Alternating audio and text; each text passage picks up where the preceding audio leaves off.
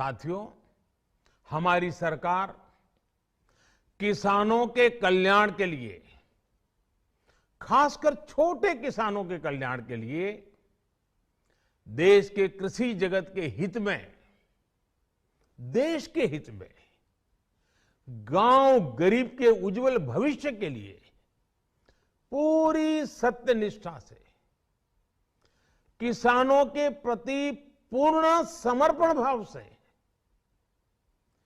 नेक नियत से ये कानून लेकर आई थी।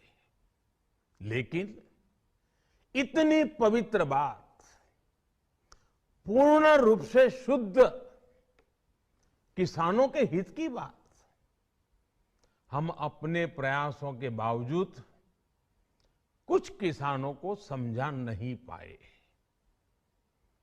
भले ही किसानों का एक वर्ग ही विरोध कर रहा था, लेकिन फिर भी ये हमारे लिए महत्वपूर्ण था।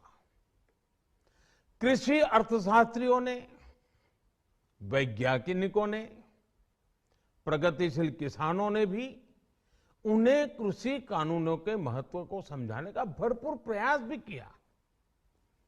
हम पूरी विनम्रता से, खुले मन से उन्हें समझाते रहे। अनेक माध्यमों से व्यक्तिगत और सामूहिक बातचीत भी लगातार होती रही। हमने किसानों की बातों को, उनके तर्क को समझने में भी कोई कोर कसर बाकी नहीं छोड़ी। कानून के जिन प्रावधानों पर उन्हें ऐतराज था, सरकार उन्हें बदलने के लिए भी तैयार हो गई। 2 साल तक हमने इन कानूनों को सस्पेंड करने का भी प्रस्ताव दिया। इसी दौरान ये विषय माननीय सर्वोच्च न्यायालय के पास भी चला गया। ये सारी बातें देश के सामने है, इसलिए मैं इनके अधिक विस्तार में नहीं जाऊंगा। साथियों, मैं आज देशवासियों से क्षमा मांगते हुए सच्चे मन से और पवित्र हृदय से कहना चाहता हूं कि शायद हमारी तपस्या में ही कोई कमी रही होगी, जिसके कारण दिए के प्रकाश जैसा सत्य कुछ किसान भाइयों को हम समझा नहीं पाए। आज गुरु नानक देव जी का पवित्र प्रकाश पर्व है।